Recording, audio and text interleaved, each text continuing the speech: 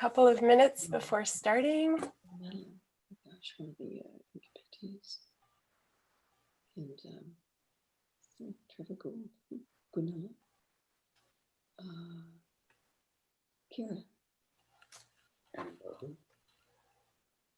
somewhere.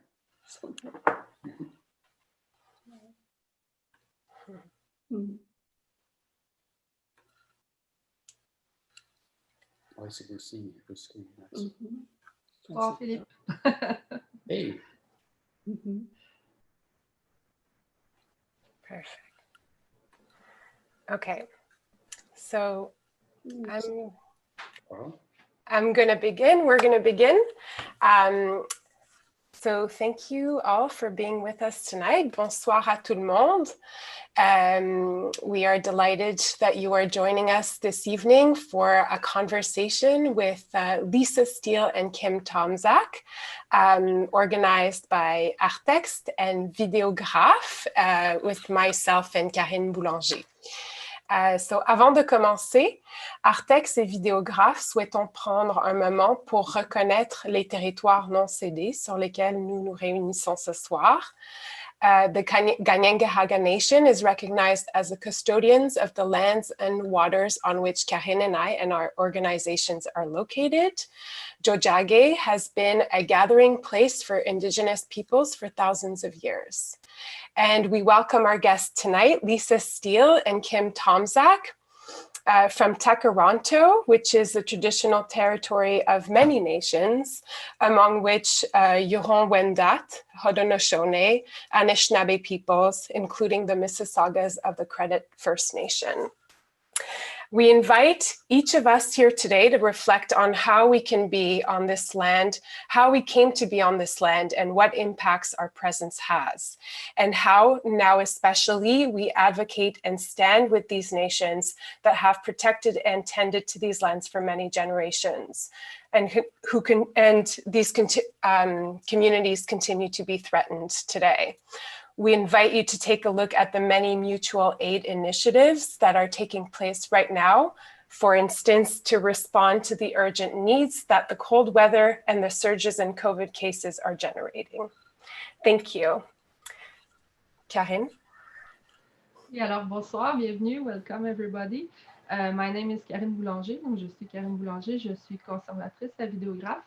I will describe briefly the context of the discussion in French, and then we will switch to English for the remainder of the evening. So, let's go. Donc, cette discussion s'inscrit dans le cadre de l'exposition Réseau magnétique dont j'étais co-commissaire avec Johanna Joachim d'Artexte. Donc, exposition qui s'est ouverte en février dernier et qui a été interrompue le 13 mars par la pandémie, comme beaucoup de choses. Donc, l'exposition explorait comment les premiers regroupements d'artistes vidéo au Canada se sont fondés sur des idéaux de mise en commun et de circulation de la technologie vidéo, mais aussi de savoir-faire technique, d'idées et bien sûr aussi d'œuvres. Donc, l'exposition proposait à la fois des documents tirés de la collection d'Artexte, donc des traces papier, disons, des manuels, des catalogues, des annonces de formation, des revues, des posters, donc tout un matériel produit et autopublié par les artistes et par les centres d'artistes canadiens. Donc, on montrait aussi, bien sûr, dans l'exposition des œuvres qui reflétaient la découverte par les artistes de la technologie vidéo et le côté DIY de plusieurs expérimentations à l'époque. Donc, il y avait entre autres le travail de Lisa Steele, de Marshall Orr, de Jean-Pierre Boyer, de David Rand, d'Al Rastis ou d'Elisabeth Van der Zag. Donc, c'est dans ce contexte qu'on a voulu inviter ce soir Lisa Steele et Tim Tomczak comme témoins exceptionnels du développement de la vidéo au Canada, à la fois comme artistes, donc comme pionniers de l'art vidéo, mais aussi comme cofondateurs de V-Tape à Toronto, qui est un centre d'artistes très important qu'ils ont cofondé où ils sont toujours co-directeurs donc depuis 1980, depuis le début des années 80. Et donc, en tant que contributeur donc, à toute cette volonté d'auto-organisation et d'autogestion de la scène vidéo des années 70 à nos jours. Merci, Karine. So I'm not necessarily going to translate, but I'm just going to give a brief context in English. So this event came about last winter and was was supposed to be part of the programming surrounding our collaborative exhibition Réseau Magnétique, which was curated by Karine Boulanger and co-curated by Joanna Joachim and presented at Arttext. But there was other events at Dazibao and at Videographe. The exhibition focused on the emergence of video art communities in the 1970s in Quebec and Canada. The artist-run centers that devoted themselves to this art form became significant in developing networks that disseminated technical expertise about the medium and contributed to the circulation of knowledge, communities, and artworks. This is how we came to invite co-founders of the Toronto-based distribution center, VTape, video artists Lisa Steele and Kim Tomczak, who have worked exclusively in collaboration since 1983 and are also recognized for their work in performance, photography, and photo text. In 2009, they were awarded an honorary doctorate by the University of British Columbia. And in 2005, a Governor General Awards for Lifetime Achievement in Visual and Media Arts. In 1994, they both received a Toronto Arts Award and the Bell Canada Prize for Excellence in Video Art. My colleague Annabelle Chassé from Arttext will share Lisa and Kim's full bio and website in the chat. And throughout our conversation, you could express your desire to ask questions to our guest, to Annabelle Chassé. She's under Arttext Communications as her name. And if you prefer not to speak, Annabelle can also read out questions for you. So we will have about 20 to 25 minutes at the end of the events to address these questions with Lisa and Kim. Without further ado, I welcome our guests, Lisa Steele and Kim Tomczak. Hello. So we will start the discussion with our first question that is about the beginning of your adventure with video. So one of the interesting thing about early video is our artists, but also activists were really immediately captivated by portable video when it became available at the end of the 60s. So can you tell us how you were, each of you discovered the medium and what it meant for you in your artist practice? I was working in, I had started doing film when I was in university. I'm from the States, I'm from Kansas City, Missouri, and I was able to persuade, it was 1960s, persuaded my professors to allow me to make films instead of write papers. So I made, I did a film for my 18th century literature class. I did a black and white silent film of John Gay's The Beggar's Opera. And that was I bought my own camera at a used camera place in Kansas City, and it was silent because it was a little 8mm. It was a straight 8, as they call it. And I did a lot of film at that point, and I was really interested in it. When I came to Canada, my intention was to go actually to Montreal, not to stay in Toronto, but to go to their cinema studies, kind of film studies at McGill, which they had at that point. I did not do that. I did not have money to go to school, so I just stayed in Toronto and began to make photographs, so black and white. I hadn't done much photography, but I did. So I came directly from kind of photo, film, black and white in particular. And video started out black and white. And I loved the video image. And so I never kind of looked back. I was hired at A-Space to teach video. And so I had to learn it first because... And I think I mentioned this in our pre-interview. I had the Gene Youngblood's Expanded Cinema. It was bookmarked at the section on video so that whenever I went to teach a workshop, I could refresh my memory of the video signal, et cetera. So that's how I started. Yeah, and I started similarly. It was already kind of in the zeitgeist of the art world, although I was trained in painting at at art college, and I was a painter until I graduated. And then I dropped it immediately and went into photography. But we were introduced to video already through several ways, through looking at videotapes in school at the art college, but also in the early days of artist run centers like the Video Inn in Vancouver, where I attended. It was very typical. This happened all over North America. Took a video workshop and how to operate the Portapak. And mostly I gave those workshops. Yeah. So, and then you were supposed to learn that and pass it on to the next person. Mm-hmm. And it was not only art; it was an artistic medium, but it was also a medium of social activism. So, you know, a lot of people would record housing demonstrations or panels or discussions, and the constant refrain was putting the means of production into the hands of the people. Mm-hmm. So it was really like this kind of underground movement that we were supposed to get our hands on these tools and then share them and teach others about how to use them as well. Just a little bit more context, the equipment was expensive and it was a little bit complicated and delicate to use. So it became quite natural, of course, around Canada, Quebec, North America, that collectives formed. And then you see production collectives like Videograph, Video Inn, A-Space Video, what was called in those days before it became Charles Street Video. So those things really sprang up across the country. And, you know, once you start, it's so hard. It's such a difficult medium to work in that once you start, you can't really stop, because it's just like one more problem to solve after the other and one more challenge. And some things worked, and the technology changed so rapidly during the 70s and 80s that you're just constantly engaged with it, and 90s and 2000s. But that's where I came from. And I think the other thing that was really interesting about it was how many communities it touched. So you're talking about activists. The drama community was at A-Space, where I also was working.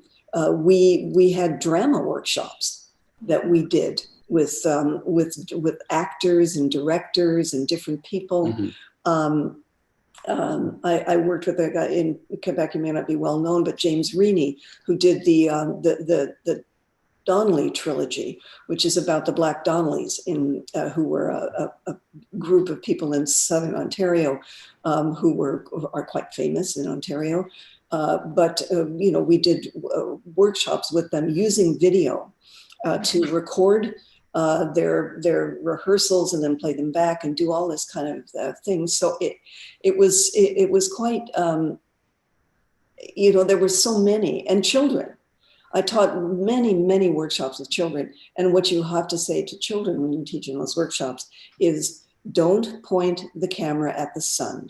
Because in those days, if you pointed the camera at the sun, it would burn the what was it called? Vidicon 2, yes. It would make a big black mark, which would be there forever then. And we had some cameras at A-Space that did have the big black marks. So anyway. Oh yeah, we have a Portapak at Videograph which has a sticker on it written, "Don't point it at bright light." Bright light. Right, or even light bulbs. I mean, it was so delicate and so treacherous to use. Anyway. The other community that really embraced it was the dance community. Yes. Particularly obviously the contemporary dance community, who at the time were kind of considered to be reinventing dance. Mm-hmm. And so they were, again, with this idea of sharing, and I think we'll get into a little bit more of that structure in the next question, but exchange was a big part of the video world as well. Mm-hmm. Yeah, and to archive dance shows, that's, they keep in libraries and yeah, absolutely.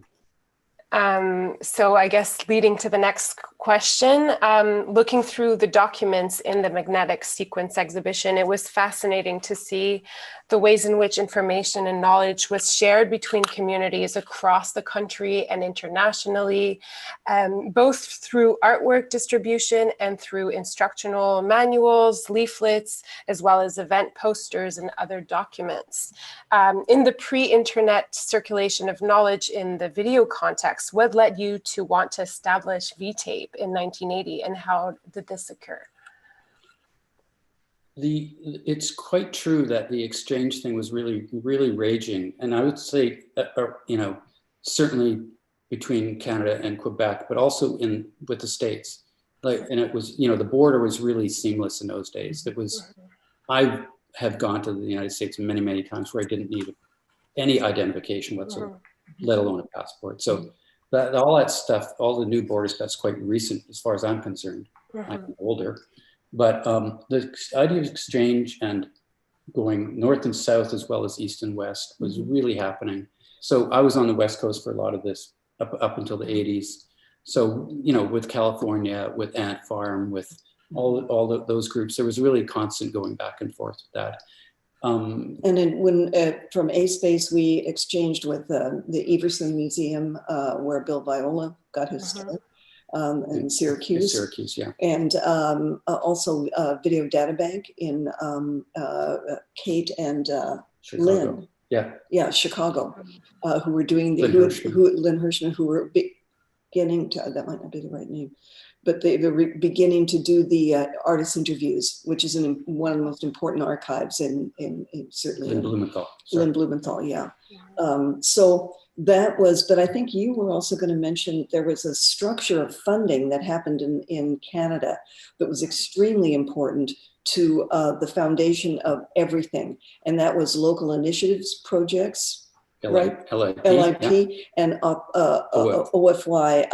Opportunities for Youth. Right. And these are the things that Pierre Trudeau, our current Prime Minister's father, put in place to keep youth from rioting. And it worked. Yeah. It worked. We didn't riot. And I think it's interesting to just expand on that just a little bit. And also Challenge for Change, right, through the National Film Board was an extremely important program. But these projects were quite interesting. Now we have wage supplements, right, where young people try to get a job somewhere and they're subsidized. It's called Young Canada Works. But in those days, you applied for a local initiative project. You wrote your letter to the government or whatever, and they gave you a bag of money and you administered it. Yeah. You hired each other for the most part. Yeah. And you created projects and you were just left to your own to do it. And it was really unthinkable now when we think about how much control and how much accountability. But, and then, I just have to tell the story about René Blouin, the Blouin Gallery in Montreal. He was our first video officer when I was still in Vancouver at Pumps, which is a small artist run center that I was part of. I was one of the creators of. René Blouin from the Canada Council, we were all, everyone was just friends in those days. So he would come into town and, we'd go for a drink or whatever. And he said, do you need any video equipment or anything? Would you like to do video? As well as, showing paintings and sculptures and stuff. And we said, yeah, that would be great. And he goes, okay. And then, you'd get a check in the mail and that would be it, and you go out and buy the video equipment and we became a video center. And it was just fluid in those days and we were all friends and stuff. So again, it's quite a bit different now. So a little less bureaucratic? Yeah, there was no, I mean, the Canada Council didn't require audits. They didn't require, reports. There was almost no bookkeeping involved. It was just doing, they really wanted to get stuff going. So I went off script here a little bit, but. Yeah. But I think that if we go to, you're talking about what led us to create VTape. That was interesting. I mean, in the initial group, there were 5 artists who initially, Kim wasn't part of that original one, but then we went on to become V-Tape afterward. But there were 5 artists who withdrew from Art Metropole. We were all in distribution. Art Metropole is one of the original distributors of video art in the world. And it was started by A.A. Bronson and John Luther, et cetera. Peggy Gale was involved, et cetera. We withdrew because we had an idea, and the idea was that you could, if you didn't treat the distribution like a stable, which is in a private gallery concept, right? That if you expanded beyond that notion of the stable and instead had a wide listing of things that were being done in video art, that people would begin to select things that wouldn't have necessarily been selected if they had access to looking at them or reading about them or something. And early on, Rodney Worden was one of the first people in V-Tape, one of the 5. And Rodney, this was 1980, and he wanted to get computers into the situation, and that's early days. But he said, no, we could do computerized listings. So, go further down the road a couple of years, 82, 83, and Kim and I had got together at that point, and we went to the group, the 5 artists, and said, the 5 artists had acted as a co-op, basically, kind of supporting each other's work. We went to the 5, the 4 others besides me, and said, can we develop this as an idea that's larger, that actually does real distribution? And everybody said, go for it. And we went for it. And we went, so we did 1 full year of research. And the research was based on our own travel, because we had been invited to some places, but also on, we got some extra travel money to go to Europe. And so we went to Paris and London in particular, and met with other video organizations. So that's kind of how we started. And right across Canada, and we went to the US too. But right across Canada, we met with librarians and people and said, what do you need in order to show more video art? And they said, we need a listing. So that was it. And that's how we started. And that's how we started. Yeah. We also went to Videograph because that's right. Because Videograph is already a mature organization, and V-Tape was very fledgling.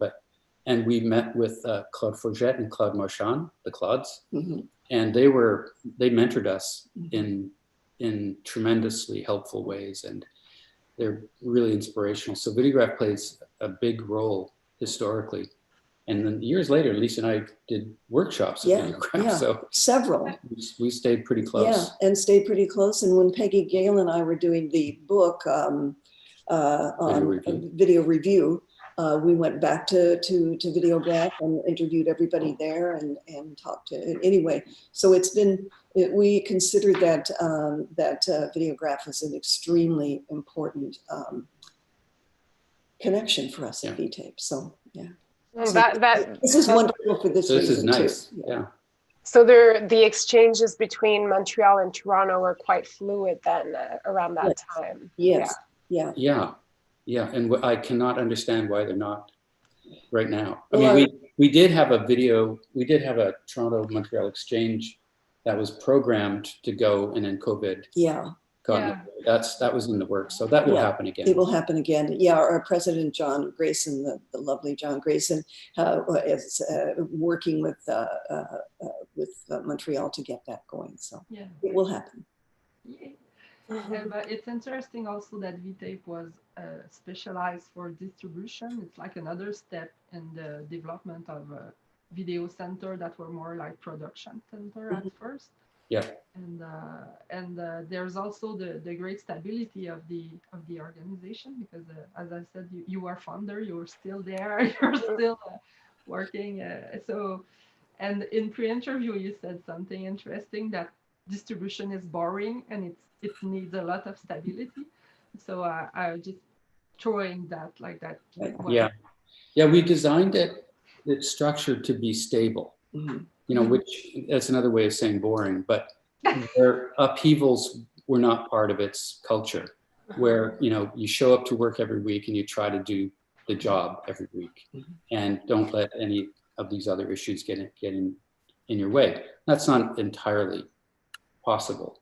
There's always politics involved. There's always external things that happen. But we figured if we couldn't guarantee that we could get you the title that you needed in the time that you needed it, then we were failing our job. So that's why we created a very, very stable, no membership, a very mature board of directors that guides the organization, and the staff runs the day-to-day, and that's it. Yeah, that's as ambitious as we wanted to get. And then we've had to, over the years, of course, because it's over 30 years now, we've had to continually upgrade, update the delivery systems. So that's a whole other. We're not going to go digitize and change the technologies of preservation. Oh yeah. No, it's and that's been accelerated during COVID. Yeah, right? It's crazy now. Yeah, because everybody needs files, like because everybody's teaching long. Oh yeah, online. Yeah. They all need file yesterday. We recently retired as professors after 20 years at the University of Toronto, and professors are really last minute. Yeah. That's a confession. That's a confession. So we were always scrambling, but so distributors have to be really patient with professors. It's really important. No, as a professor, I admit, because of course I worked at VTape too, that I would just walk into the office and say, bill me for this, take a VT with me. So, I'm guilty. Yeah. So, and I think the next question is you. Okay. That's for you. Oh yeah, that's more for Lisa. One of the work that we showed in the exhibition was a birthday suit with scar and defect, your work from 1974. And of course, it's one of the classic of video art and of feminist work. In the exhibition, we tried to add as much men and women artists. It was not exactly the reality at the time, but can you speak to us about what it was like to be a woman in that network and that context in the 70s, and maybe how it's changed over the following decades, if it did change? It was interesting because it's a question I've answered a number of times, and I'll tell you what I usually say. I think it's still true, and that is that as an art, I hesitated to call myself an artist for a long time. I didn't go to art school. I went to university and studied English and drama, and with the probably maybe thinking I would eventually teach or something, but I did not. But by doing photography and then film and then getting into video and continuing this kind of way, it took me a very long time to call myself an artist. And I think one of the reasons that I was actually able to do that was because there were no precedents ahead of me. I was very early in the game. I was very, there were no rules. There were hardly any other pieces ahead of me. There were lots. I mean, because Nam June Paik and people were working in the late 60s, and I started finally in 72. But there wasn't much, and certainly, so there wasn't. So to be a woman painter, I can imagine, would have been incredibly daunting, because there's a whole history of painting. I mean, there's a big history of painting, or sculpture, or even photography. But there was not much history, so you could just step in. And I just stepped in. Finally, I decided at some point, when I think there was a book being written and someone was interviewing me about it, and I finally thought, well, yeah, I guess I am an artist. And this was like 70, I don't know, maybe 74, that Eric Cameron article in that video art book, which I can't remember the title of, but Video by Artists. No, that was just the listing. Video by Artists is the Art Metropole listing. I can't remember what it was called, but it was it was interesting, and I allowed myself to refer to myself as an artist. And I think that's, you know, it just, there were no predecessors. There's so few that it didn't matter. So I could step in. So I think that's my answer. In the book, Video by Artists, I think, that Peggy Gale, I think, edited, if I'm not mistaken, Yes, from yeah. Art Metropole. Yeah. There's a page where you write this quote. I dreamed of my work that it never be highly charged. If the viewer waits a long time and nothing really happens, that is the drama. Sometimes something happens and sometimes it just passes by quietly. The time required to view a videotape from the beginning to end is the effect. And you really feel that, like in Birthday Suit in particular, like you really take the time and affirm your presence. And you know, at the time that I wonder if you were thinking about that, your position. It's interesting because that was a series of works that I did in that from 74 to 76 that were either direct performance for the camera or very the Birthday Suit has a script because I actually went through and wrote it down, the dates of the scars. But the others, Ballad of Dan Peoples, I can't remember. Very personal story, have no script. They just start. And they were often very hard to start. But the idea that it would take as long as it would take to see or hear or experience the work was very important to me, because I thought, you know, there's no point in all of these things that are going by so quickly, and you know, you've got you know, like on television, and of course television was totally different. And I mean, this is a long time ago now, so we have to acknowledge that 50 years ago almost, that slowing down television was something that I thought I was doing, because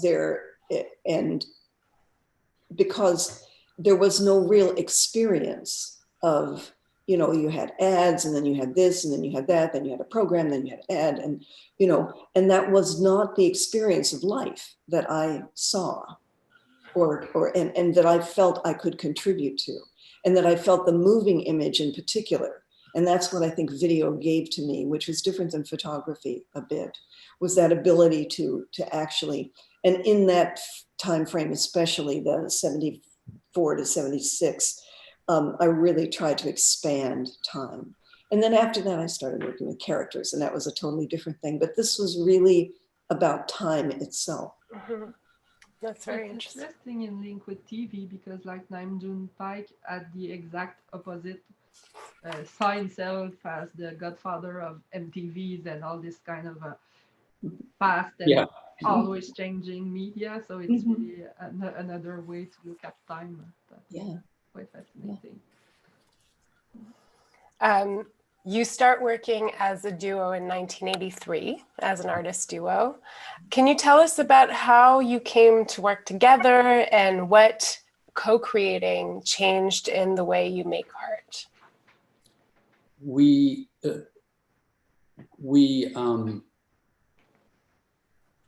were already dating at this point, let's put it that way. And Lisa had invited me to help edit a long form work, which was scripted and acted, and quite a complicated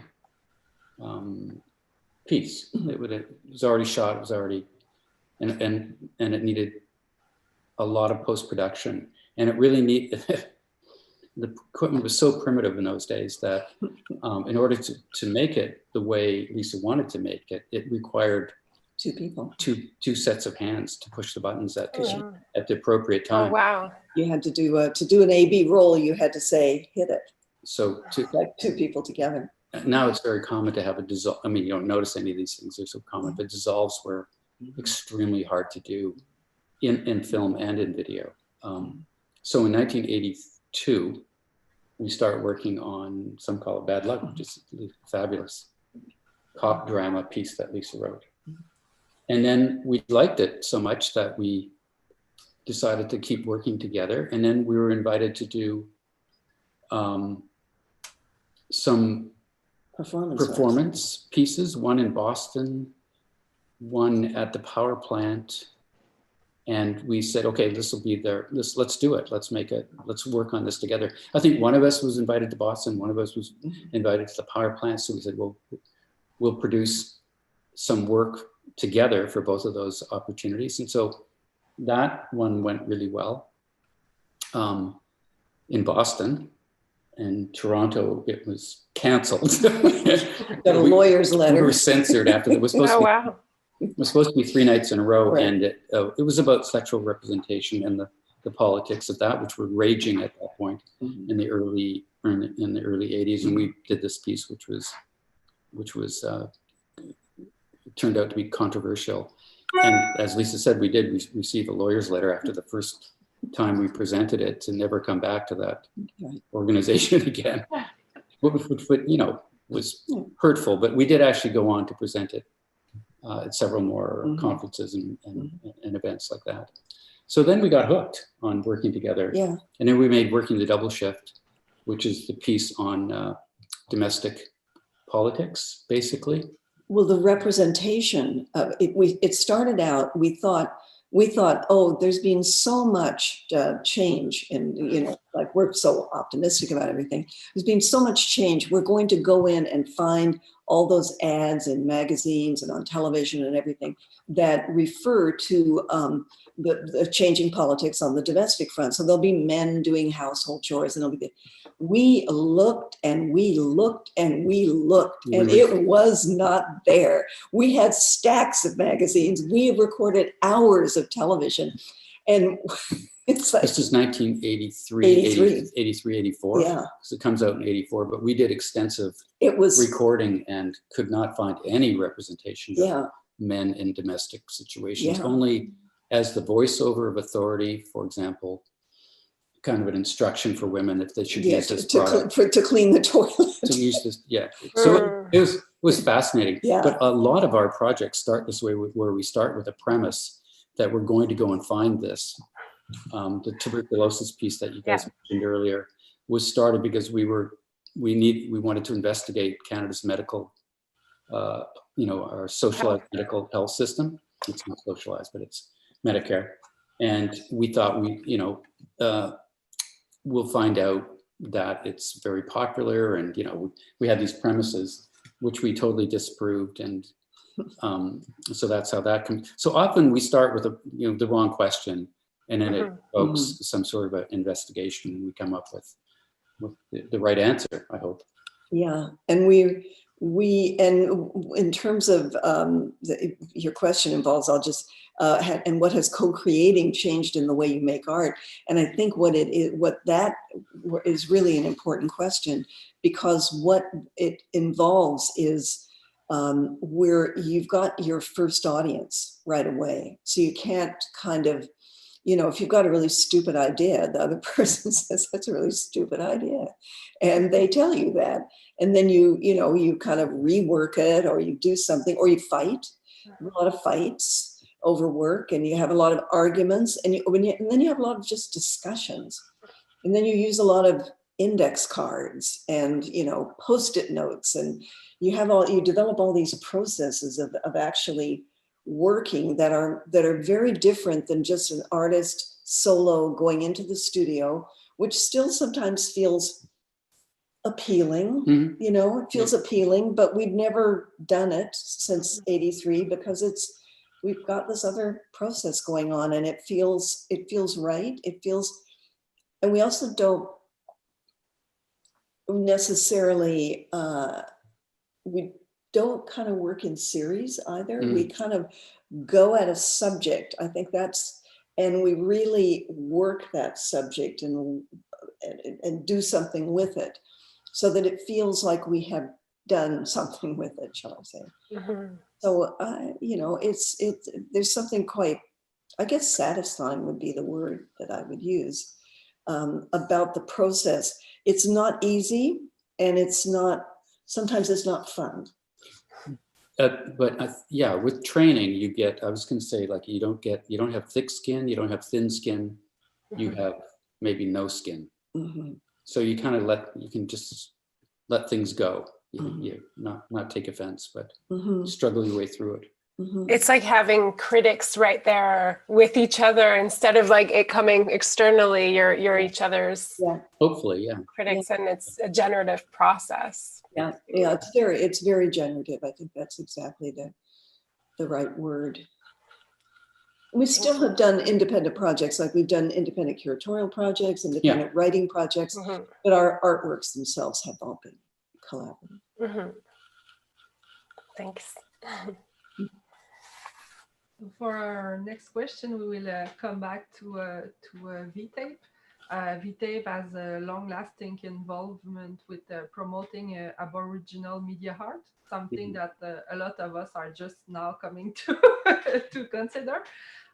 So can you tell us why it was so important for you and for VTech, and how the Center for Aboriginal Media was born, and the Imaginative Film Festival and all that that's working again with people from around the world, Aboriginal people from around the world. It's a great question, because it's something we're really, really proud of. But we were also really lucky to have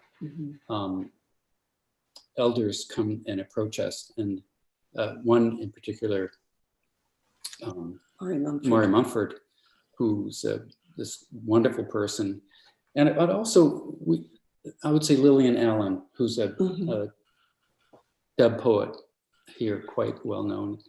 And both, Lillian said many years ago,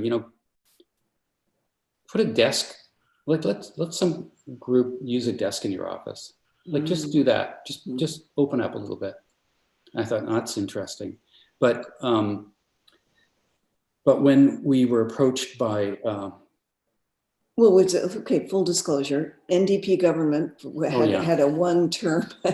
The Bob Rae government had a one-term thing in Ontario. That's true. And Maury Mumford was made the culture minister or something like that. Not the culture minister, but she worked under the culture minister, who was Rosario Marchese. Yeah. And she called us on the phone and said, because she and I had worked together in one of these A-Space drama workshops. She was an actor.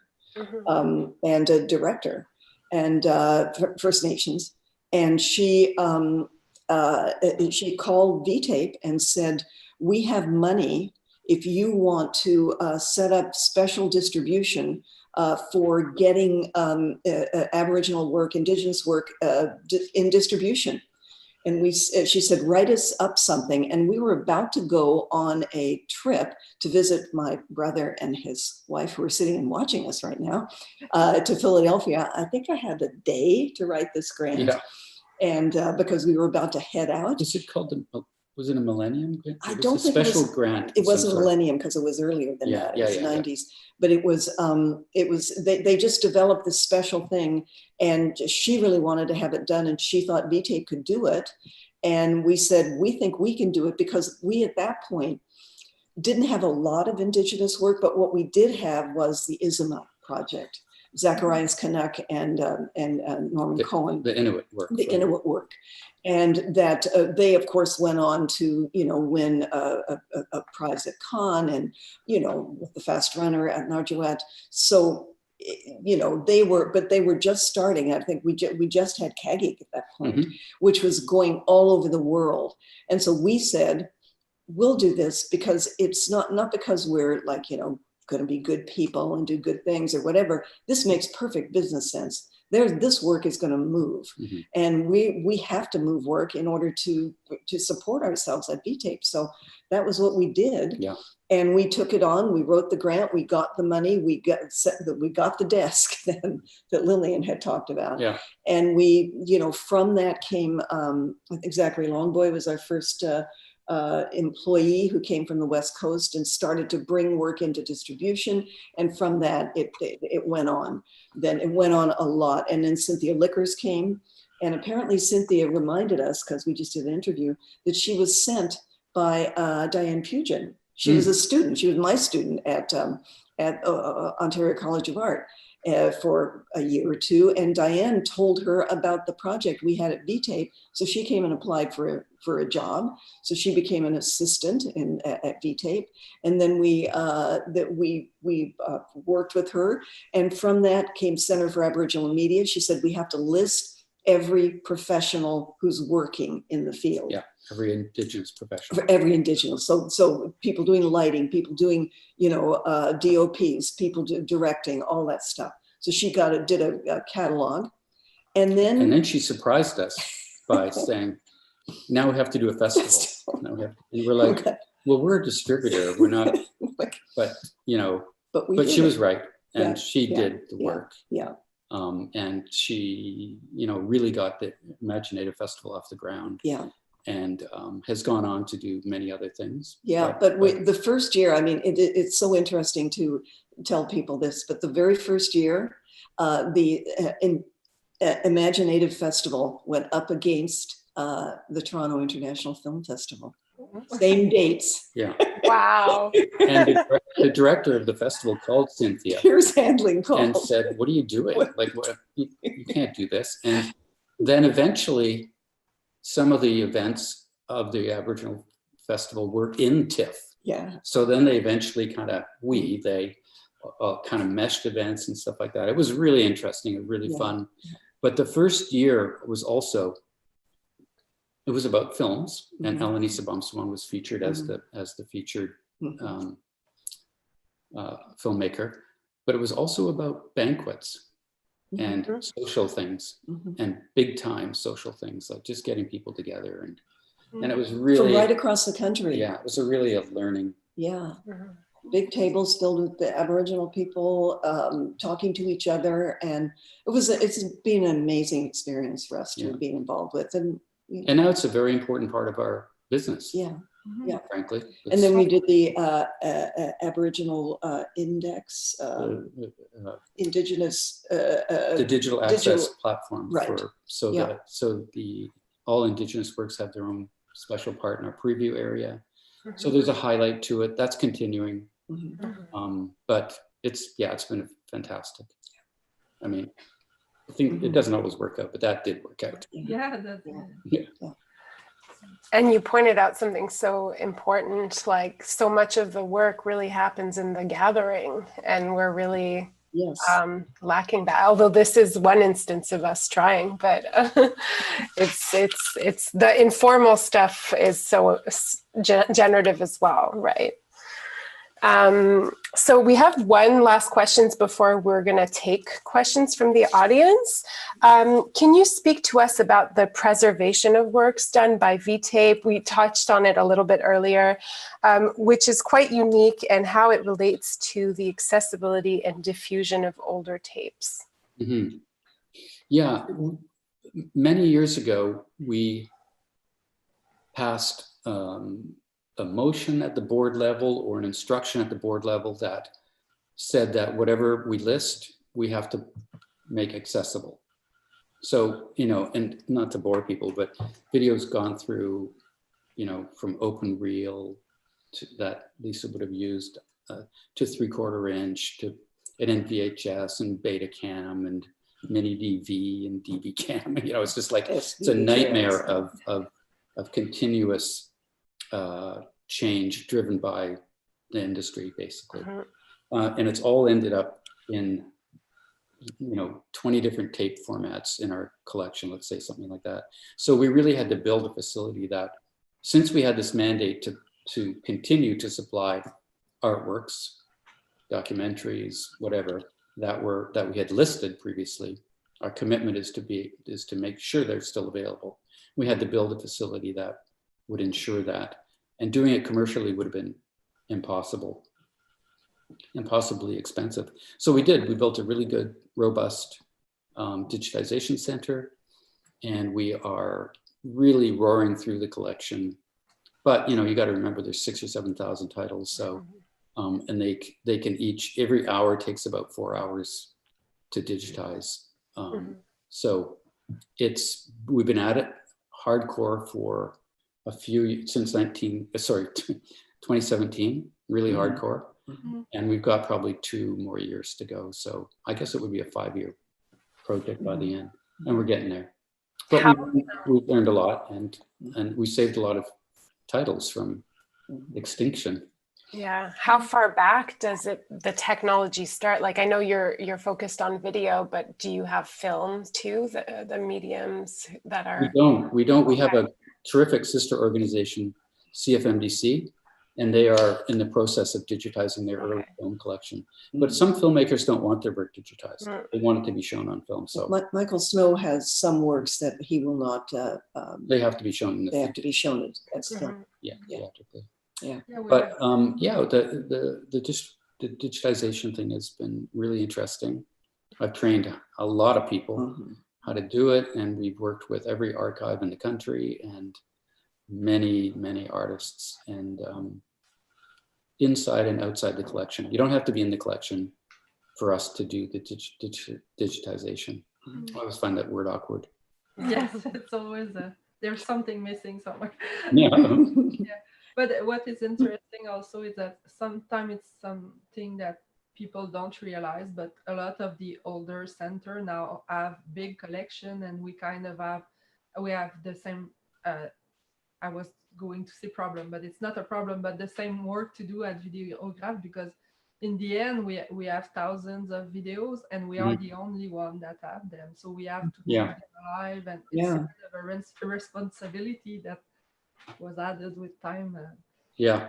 Over the years, I know we have different people involved. Like we have summer people who come in and do this part of the inventory, and every once in a while something comes up, and we realize we have the only copy of something, Which was never supposed to happen. No, But people throw out. I mean, especially at our age, people really throw out stuff.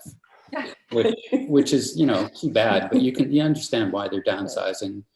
They can't store everything anymore. And so we hopefully get to them before they do that. And it's been masterworks that we've restored recently. Norman Cohen's Quartet for Deafblind. I'm not sure if it's just a beautiful, amazing piece of work of art. So that's now digitally available. And it's rewarding, right, when that happens, when you get a masterwork that you can bring back to life. It was impressive in the exhibition that the V-tape works were really like so clean and well preserved. It was a big difference comparing to some others. Well, thanks to we've seen works. I was thinking of and it was a number of years ago, but we were in Amsterdam, and the Stedelijk was in a temporary building, and they had a big exhibition of Vito Acconci work. Vito Acconci was a very important early video artist. The work looked like hell. Yeah, it was terrible. I don't know where they got it from. Yeah, it had all those things that go on the bottom of old video, it was tragic, because this is a very important body of work, and here's a big museum showing really crappy work. The other thing that we saw was in Las Vegas, of all places. We went to an exhibition of Andy Warhol's work in the Bellagio. Yeah. Right? It's like, okay. It was a really good show, but they had stretched all of his old videos out to be 16:9 rather than 4:3. So, it's just like, no. Super annoying.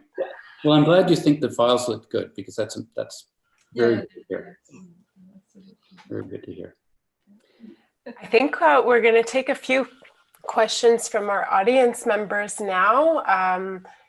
So I'm going to invite my colleague Annabelle to moderate this Q&A help us with that. Yes, we have a couple of questions. The first question is from Sarah Watson. Sarah, you can unmute yourself. Thanks, Annabelle. And hi, Lisa. Hi, Kim. I hope you can hear me okay. Yes. Yes. First of all, from our text, and I'm just so happy that you were able to do this with us. I remember corresponding with you earlier to get you to come to Montreal to meet us in person, and I'm just so happy this is happening. So thank you. We wish you were there. Yeah, we'll do this again, and we wish that we'll get the show up somehow, some way when we all can. Yeah.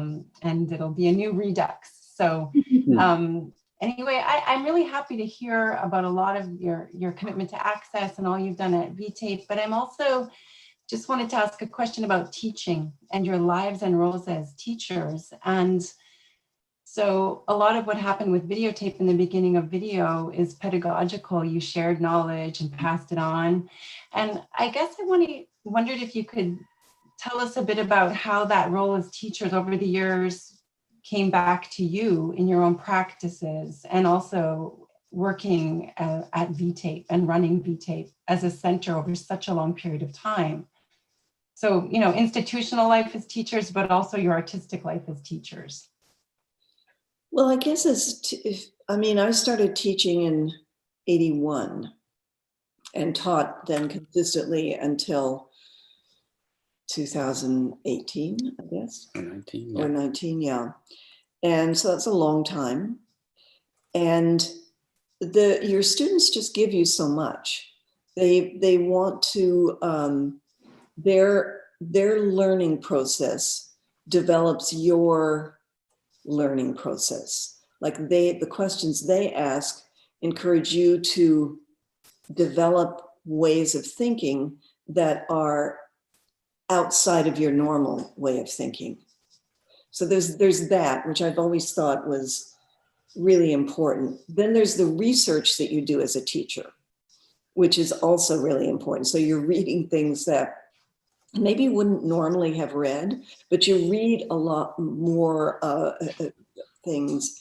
You investigate processes. You certainly have to keep up technically. That's important, and that's kind of boring sometimes to keep up technically. But on the other hand, it also aids your own work. But I think it's more the research that you do to like plan a course, or to sort of take students from A to B involves. How do you tell them that this was that you something started here and then it moved here? So you want to talk about, say, feminism, or you want to talk about activism, or you want to talk about any other kind of movement that you want them to grasp in some way. So you have to really set markers up so that they can do that. And it's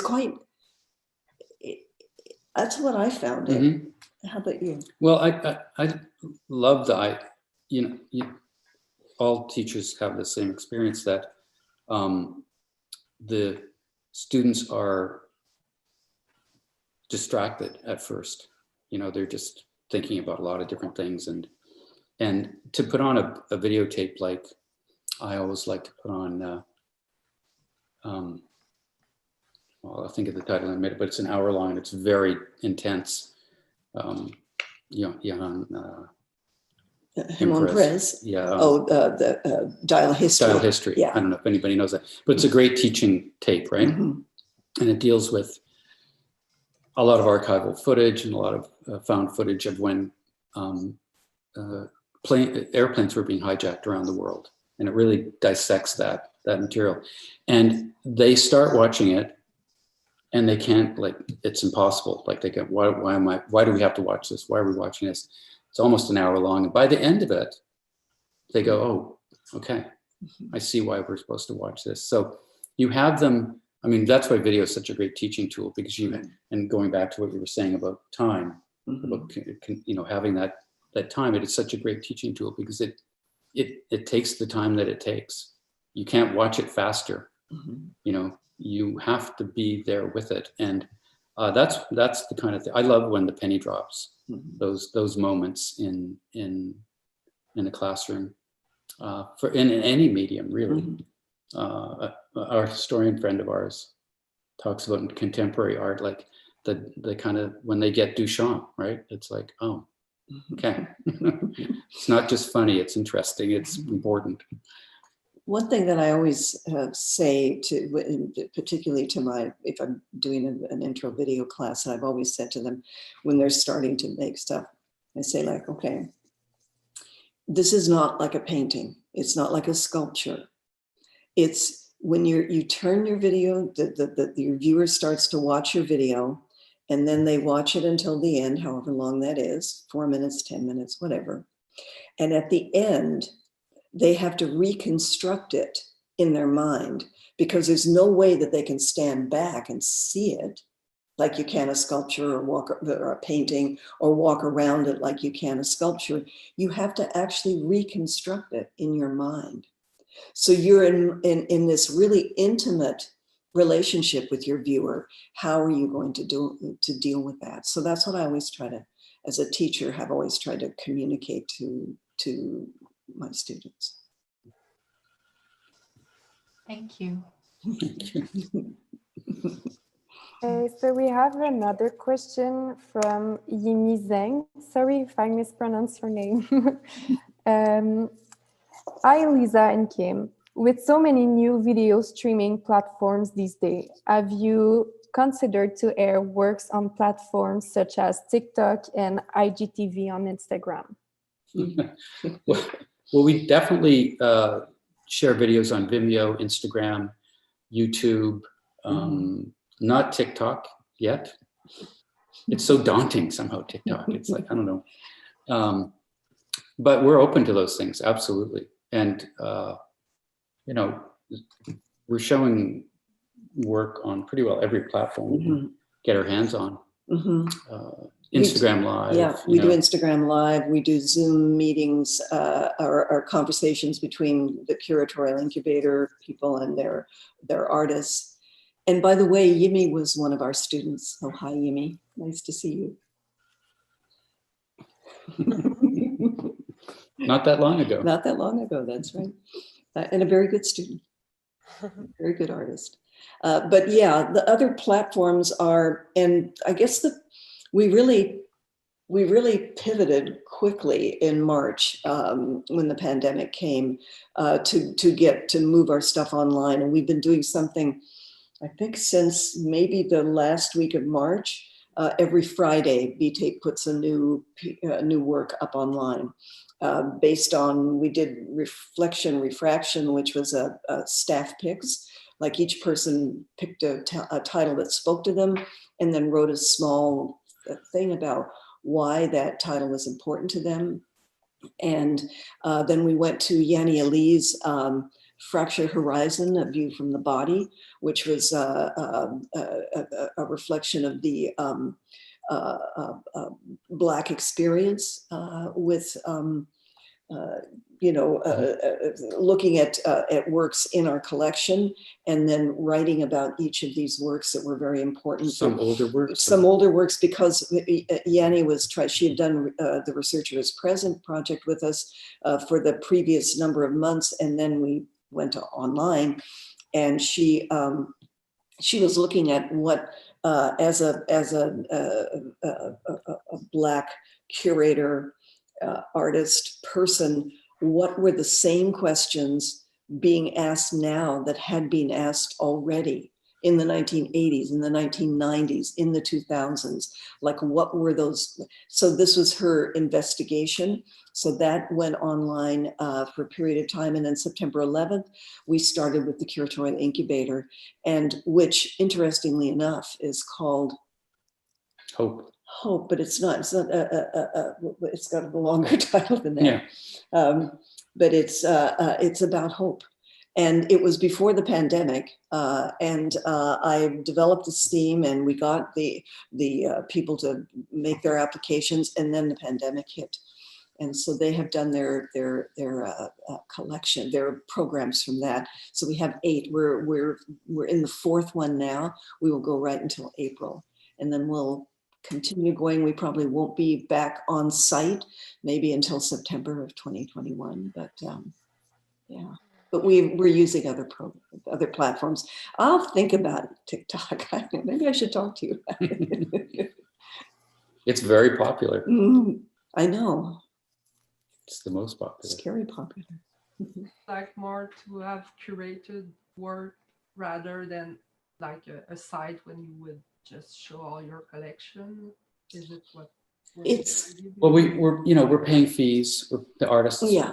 We insist that artists always get paid Yeah. for their exhibition of their work. So that's really important to us. So they are curated there, but there's different ways to curate. mhm. So, Lisa's exploring inviting The incubatees, the guest curators, researchers, that kind of thing. Yeah, we did the first thing we could, and that was we got the staff to do their picks because we could do that right away, and it was doable. And but I'm enjoying the online thing, and we're getting good feedback from it. So. And there's really some interesting Zooms too with Yanya too. There was a really interesting discussion. Absolutely. Yeah. That's on. I believe that's still on our. Is it on Instagram or is it on Instagram? It's a Yanya Lee in conversation with Andrea Fatona about these questions of Black artists and the questions they've asked in over the decades. Really good conversation. Yeah, really strong. Mm-hmm. Annabelle, are there other questions so far? Yes, there is. So I have a question from Francisco. So I invite you to ask your question. Thank you. Hi, Lisa. Hi, Kim. Thank you so much for the talk. It's maybe even a little bit of a follow-up from the previous question and something that I'm actually quite curious about what your relationship is to television, music videos, YouTubes in everyday life, and how that relationship might have changed as the technologies have changed or as the means of distributions have changed for moving images. But how that, like, do you watch TV? What do you watch? Has that shifted over time? Oh, we love TV. It's so interesting to think about music videos because they were like, when music videos hit the airwaves, it was like revolutionary. Like it changed everything. Their editing techniques, and a lot of artists made music videos and some really good ones before it became quite so, Drake and Beyonce and $1 million per shoot.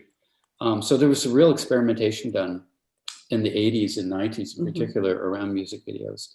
I don't ever watch music videos anymore, but that's not exactly true. Something will break through and I'll watch it, but it's not, I don't personally, maybe you do. Well, every once in a while, but if I hear about something, I'll watch it, but mostly I don't. But we just watch like regular TV. No, we don't. We watch like everybody else, Netflix. Netflix, that's true. That's regular TV.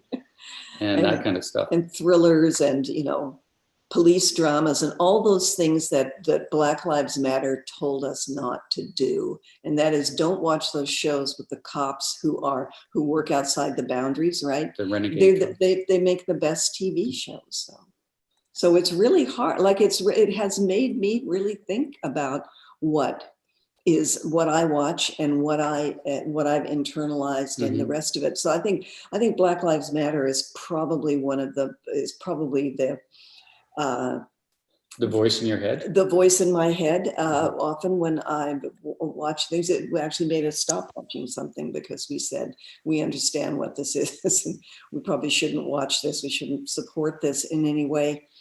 And I think I was reading recently that how the land return people are land back project is really taking off, and I think that that's probably something that I will personally look at, not necessarily on TV, but as the future of where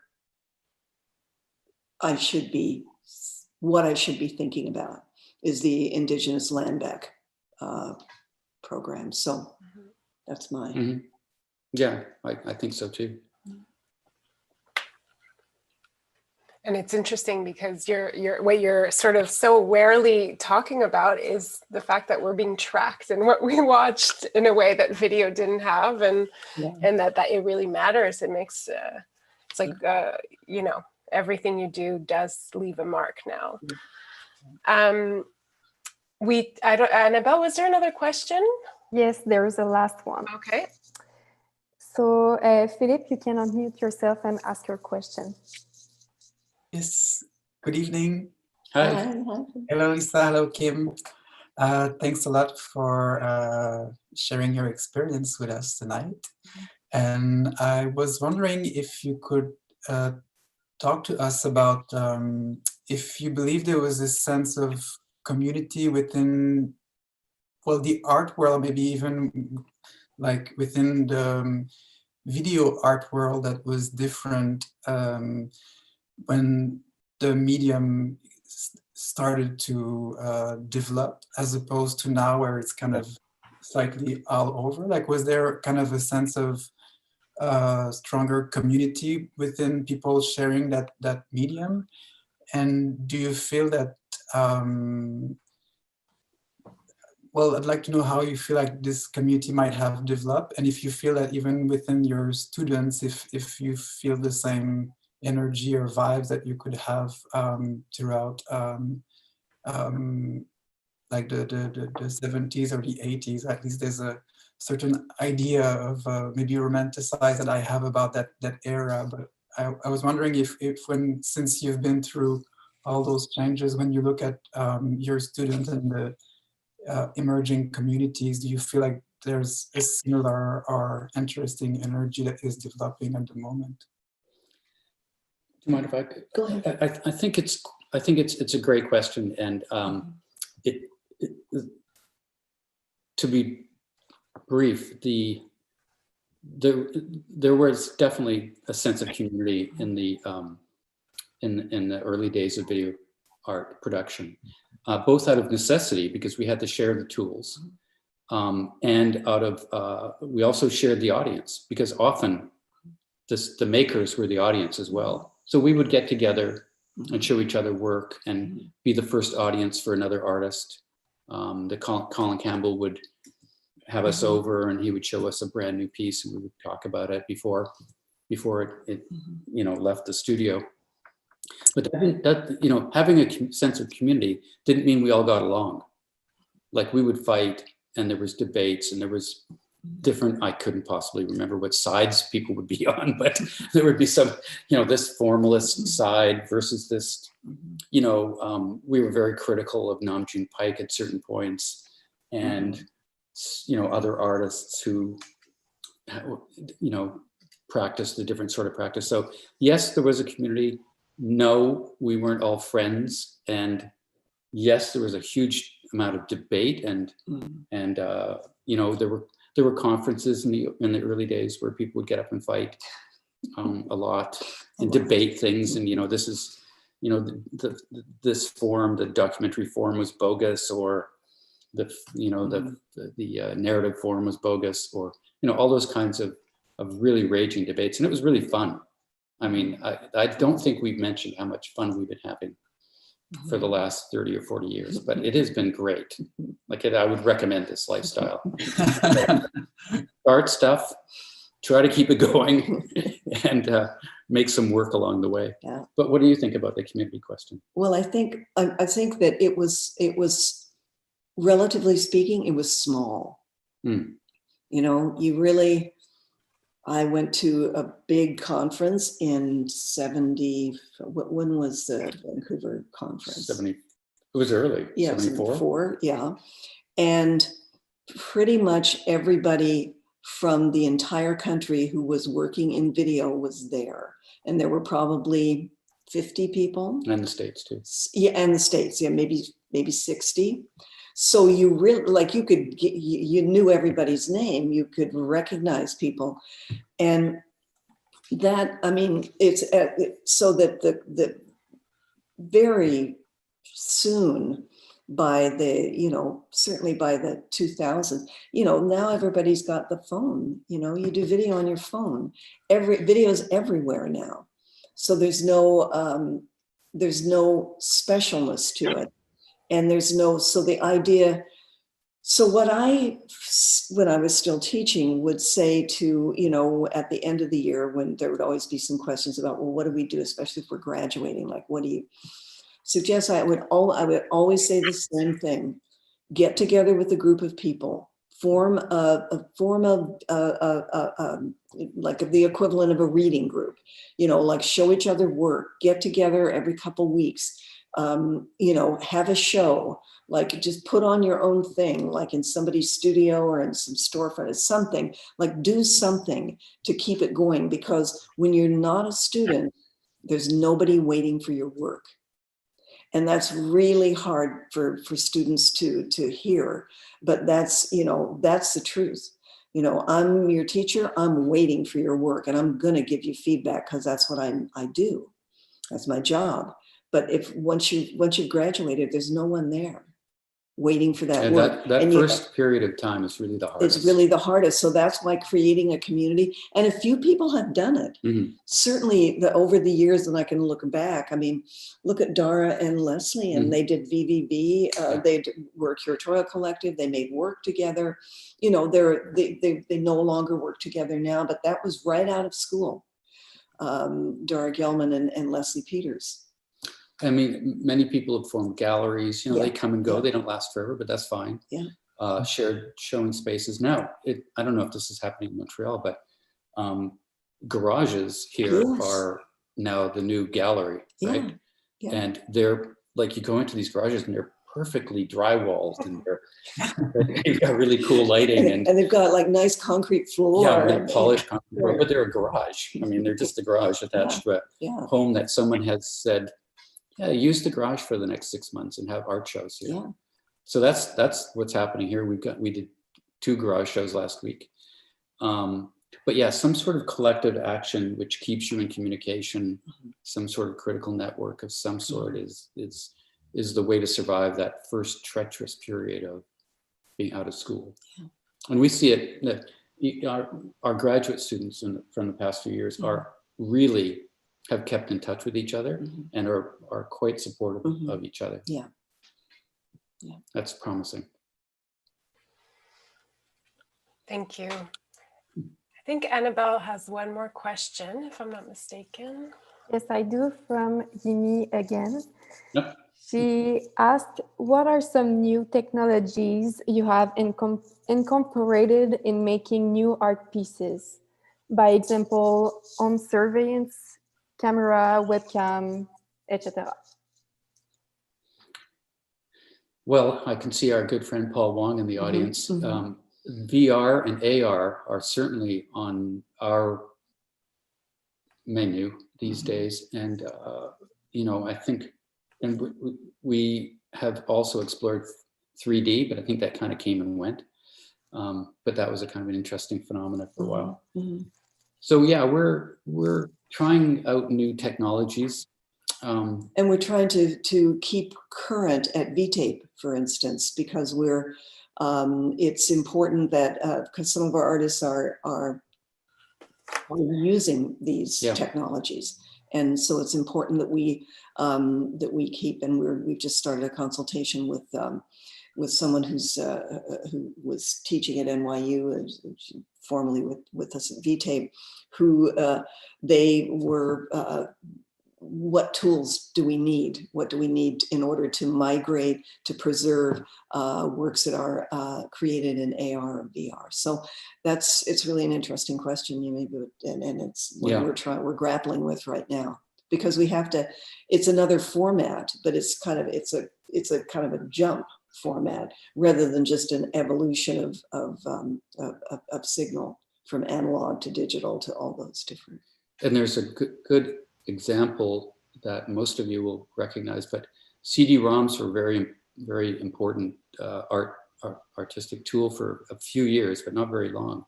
And the technology changed so quickly that it left CD-ROMs unplayable, unusable. Orphaned. And so there's a lot of work currently on how to emulate the CD-ROM experience, how to take the program. Some of these things were like creative writing projects as well, where the computer would start to create paragraphs and sentences by itself once triggered with a couple of keywords. But those CD-ROM projects are being brought back to life. And that's what our friend Blanche was doing at NYU. So we're trying to explore that. We're doing some conferences with that technology. So going forward and going backward at the same time. But I think the archiving process that we've been doing, the digitization process that we've been doing, teaches us now that we need to look ahead a little bit, that everything will be out of date really soon, sooner all the time. So we have to keep thinking about, okay, what happens when the files don't work anymore? How do we migrate them to another process or program? So those are things that are on our minds. But to be clear, we don't run VTape anymore. We haven't run VTape for 20 years almost. We stepped back when we got our big jobs at the university, and Deirdre Logue and Wanda Vanderstoep are really the two people that are taking us into the future, and they're good at it. So it was time for us to step back. They kept us around a little bit just to annoy them, I don't know, or to help with things, but yeah. So we're not going to be there forever. Yeah. And Chris too, Chris Gaiman. Chris Gaiman, of course, yeah. Yeah. And I think Kira's in the audience too. Kira's here. She's our new star. Kira Bolt, keep your eyes out for her. She's a rising star. Rising star, and she's the front desk at VTape, but when we have a desk. I wonder if we had time to do a little tiny intro to working the double shift, which I think you're going to show a little clip of. Yeah, so essentially what I'm going to do first, and it's going to be a little bit of a funny order, but I want to thank you. It's not quite done, so don't leave, but I want to thank everyone. I want to thank Lisa and Kim and Karen from Videographe, our teams, Annabelle, Hélène, Sarah. I'm speaking for myself at Artex. I don't know if Karen wants to say thank yous as well. I'll just give you a chance, Karen. Oh, yes. Yes, I can thank my colleague too, Audrey Boussel, Julie Tremble, and all the team at Videographe. And our guests, thank you. It was wonderful. Yes. And so here's what's going to happen. As you remember, our colleague Hélène Brousseau has an event coming up tomorrow that is intricately linked to tonight. So I'm just going to give her a moment to tell everyone about it. And then we'll go straight to you, and you could present the clip, and that'll be our send-off for the evening. So thank you, everybody, for being here. This has been such a wonderful evening. And yes, so I'll hand it over to Hélène now. Hi, I just wanted to, first of all, say how interesting this was. And if everyone is wants to keep talking about video art and possibly contribute on that, tomorrow night, we're going to have a Wikipedia editathon, and the theme is going to be all around video art. And Lisa and Kim have been very generous to give us 2 images that we're going to be depositing on Wikicommons. So we're going to be working on your Wikipedia pages, Lisa and Kim, tomorrow. So I'm not taking any more time for this, but thank you so much for tonight. Thank you. Thank you. Yeah, we look forward to the Wikipedia event tomorrow. And we told. Are you going to be there? Yes, yeah, we'll be there yeah, for yeah, sure. For sure. We'll bring stuff. It feels powerful to be able to edit Wikipedia pages somehow. So it's bilingual, and we're going to have beginner training. So anyone who's interested that doesn't know how to edit, we're going to be there to support every single person. Amazing. Great. Okay. Okay. Thank you again for inviting us. It's been such a pleasure to be with all of you and all the guests as well. It's terrific. I miss everybody. I know. It's great to do this, but it's also kind of hard to do this. Yes, definitely. I was just going to do a little, we'll do a little intro to you're going to see a clip from something called Working the Double Shift, which was our, after the performance that we did that we talked about. This is our first collaborative work that we made from start to finish, idea, development, shooting, editing, everything, presentation. And 1984. Yeah, 1984. And it was part of an exhibition that was from A Space. I think it was kind of somewhat commissioned, or we had the idea to do it there. And our original idea, which I think we said this, but I think we said it before. We haven't said it yet. No. Here, right? New audience. We said it to you guys first, but we thought, oh, it's 1984. This, you know, second wave feminism is huge. There's going to be that we're going to go through magazines and television. Yes, we just done the Marxist feminist study group that we had been part of and done all this reading. And we thought there's going to be a ton of magazines and television ads and all kind of stuff that we'll be able to show that that there's this sharing on the domestic front between men and women. And that representations of those that would be there have changed, and they're now more inclusive, and so surely we're moving into a different kind of. So we go to find this stuff. And we had stacks of magazines. We spent a fortune on magazines, like stacks of them. We couldn't find a single ad that illustrated this, like men doing anything in the home at all. And then we recorded hours of television and to get the ads. Well, we would just record all day because it was VHS. You know, you can just record a 2-hour thing, and we'd come back at night and look through it. Not a single ad, except there would be men telling women how to clean the toilet. That was the one we found, but in a voiceover. Otherwise, nothing. Mm-hmm. So this is, and as you said earlier, this was another example of us where we start off to do something, and in fact, it doesn't. The whole idea changes because our premise was not right. And so that's where we get this piece. So I think you're going to show the first few minutes of it. It's called Working the Double Shift. Stay safe, everyone. Yes, so great to have been here. Thank you. Thank you.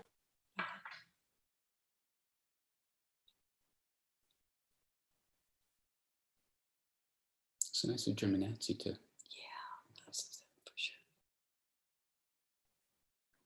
No sound.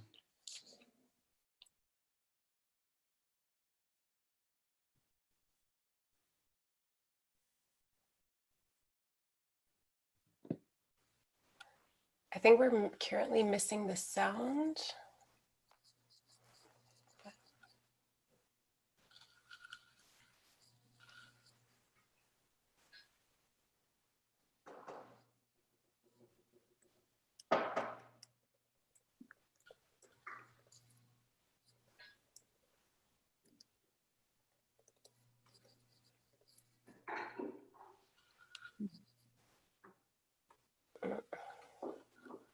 Looks pretty good. Mm-hmm. That sound.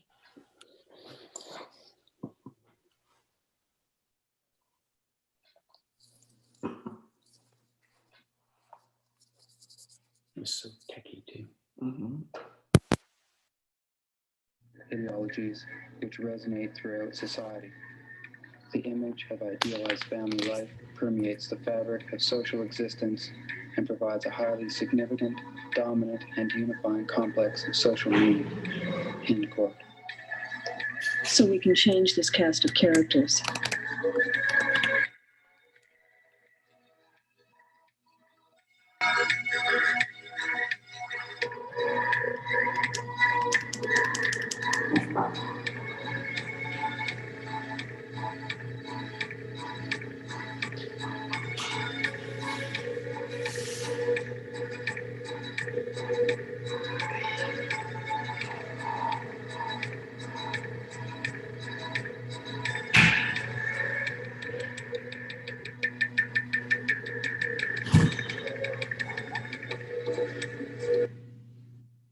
And that's it.